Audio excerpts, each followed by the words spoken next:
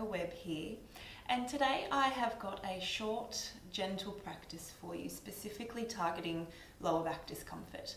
So lower back discomfort is something that many of us are familiar with, and here we're talking about that sort of normal, quite common achiness that we might get after going through our day in an ordinary way. So not necessarily targeting here people who've had injuries, and obviously if that's you, you need to speak with your healthcare provider before you do anything to target that area. So we're going to do this practice entirely on our backs. It is helpful to have something like a bolster or maybe just a stack of blankets or a pillow nearby. You don't need a mat. You could do this on the carpet, anywhere that you can lie down comfortably. And we're going to lie down and bend the knees. And we're looking for an angle here where the angle of the thigh is sort of matching the angle of the shin. And so it's almost like they were supporting each other.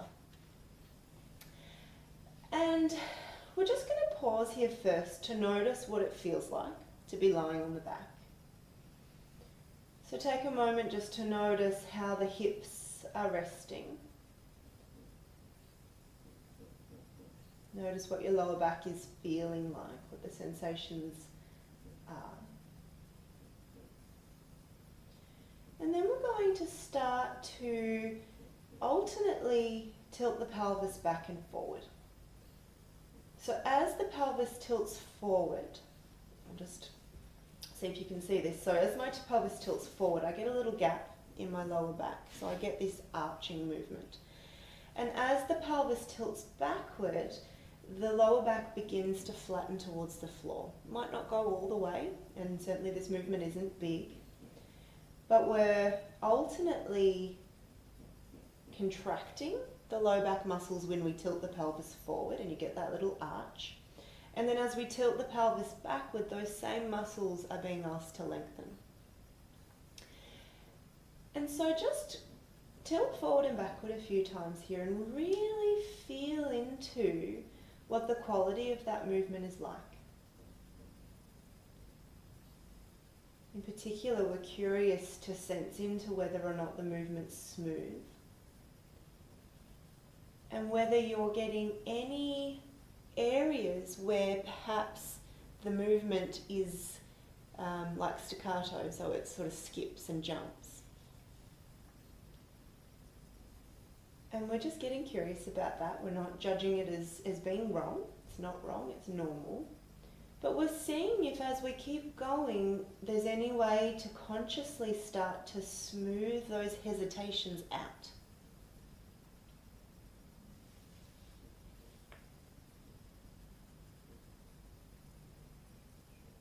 And you'll notice that I'm moving slowly.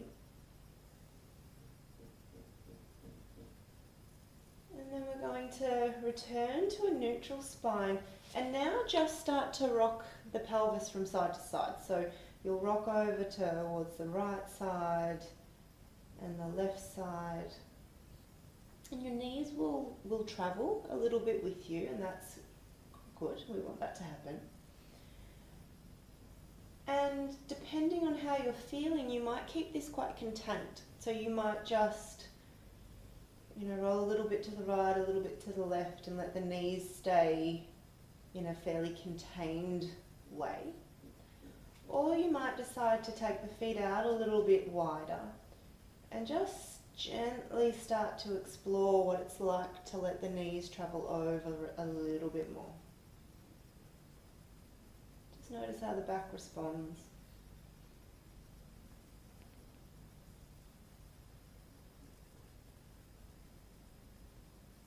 And then when you feel even, so you've done the left and the right the same number of times, we're going to come back to center. Step the feet again so that they're about hip width apart. And now we're going to see if we can join those two movements together to form a circle of sorts. So we'll tilt the pelvis forward, then over to the right, then tilt the pelvis back to get that flattening, then over to the left, then back down, so tilting the pelvis forward. So you could almost imagine this like a clock face, and we're moving between 12 o'clock being up towards the head, 3 o'clock down to one hip, 6 o'clock down towards the tail, and 9 o'clock over to the other side. And we're just, again, being really curious about what is the quality of this like? How smooth is it? And after you've done a few in one direction, see if you can change the direction and notice whether it's any different in terms of what shape you might be making, in terms of how it feels, the ease in which you create the movement or otherwise. Remembering that we're not looking to induce pain here. This should be very gentle. So do less if you need to. Less is always good. Perfect even. And then come back to neutral.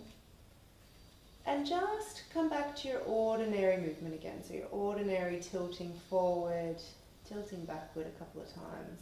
Just in that 12 to 6 configuration. Good. And then we're going to draw just one knee in towards the chest. So draw your right knee in towards the chest. And very slowly start to creep your left leg long.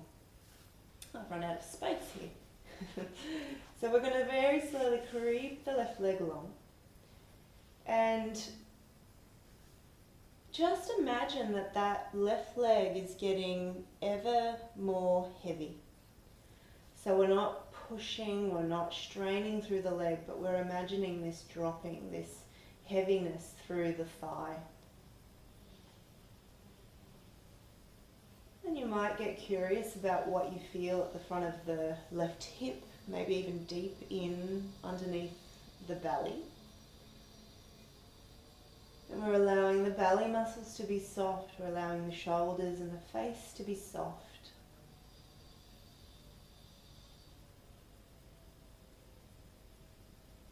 And then slowly slide the left leg back. And we're going to change sides. So the left knee now will be the one that comes in towards the chest. The right leg extends nice and slowly out. And if this is in any way uncomfortable through the low back, then you don't do it, obviously. But we're allowing a heaviness again through that right leg. Belly, face, shoulders softening. And just getting curious about what is it that you feel. You don't have to have words for it necessarily. You don't have to have names for the muscles that you feel sensation in, but can you just start to get curious about location, about sensation, about whatever it is that you notice. Good, and then slowly bend that right leg back up. And we'll take the left ankle to the right leg. And I'm going to draw my left toes back towards my kneecap. And just start to creep that right heel back towards my bottom. And this, depending on how you're feeling, might be heaps. This might be a particularly, this might be exactly where you need to stop. Plenty of sensation through that left hip.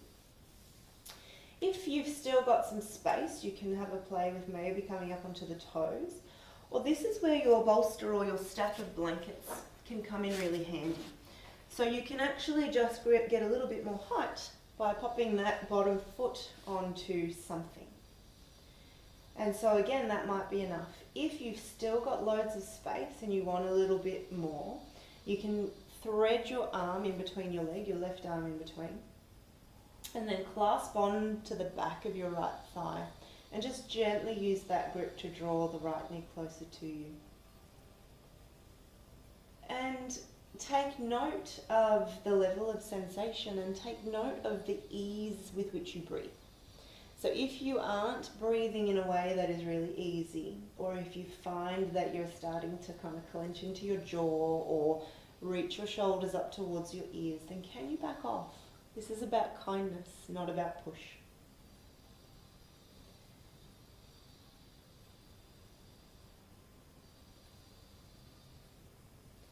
Good, and then we will change over to the other side. Just taking a moment to pause with both knees in towards the chest. And then play with whichever version works on this side, and it will be different, possibly. You know, this might be your dominant side now that we're working with, or we might have just done your dominant side. So, you know, maybe you need to do more or do less on this side, and that is what we're aiming for.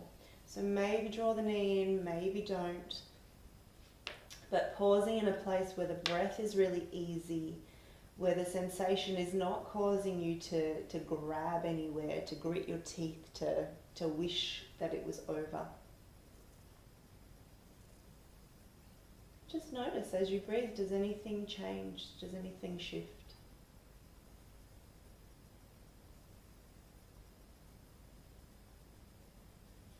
Good, and then again, drawing both knees in towards the chest, and you can just have a little rock here. So a little gentle rock from side to side, maybe some little circles into the lower back.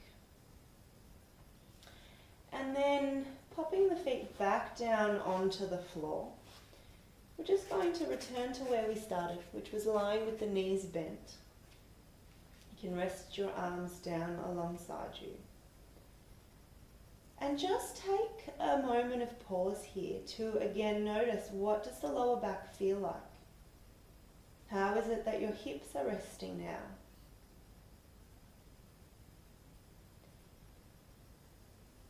And if you start to tilt your pelvis again forward and backward, is there any difference now in the quality of that movement than when we started? And remember here that this is just, you know, an inquiry. We're not making judgments based on what we notice. We're just getting to know ourselves better. We're getting to know what works for our body, what doesn't work for our body. And then pause again at neutral. And you can roll over onto your side. Pause there for a moment and use your hands to help push you back up to sit. And before you move on and move beyond your practice, just take a moment to pause and acknowledge what a gift you give yourself in taking the moments to pause and to move in a way that is nurturing to you. Namaste.